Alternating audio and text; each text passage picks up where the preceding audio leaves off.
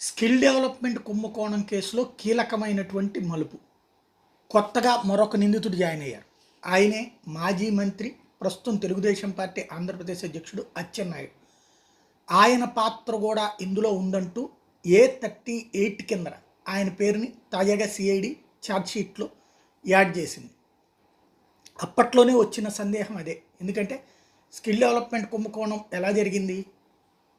Siemens అనేటువంటి సంస్థకి ఆ కాంట్రాక్ట్ ఇచ్చారు. సిమెన్స్ అనేటువంటి సంస్థ అసలు నాకు సంబంధం లేదని చెప్పి సిమెన్స్ బదులుగా డిజైన్ టెక్కి ఓకే చేశారు. జీవోలోనేమో సిమెన్స్ ఉంది, కాగితాల్లోనేమో డిజైన్ టెక్ ఉంది.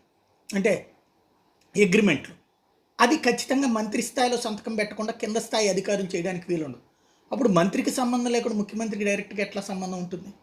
అసలు పాయింట్ అది. దానికి సంబంధించినటువంటి ఆ పాయింట్ని, కీలకమైన పాయింట్ని ఇప్పుడు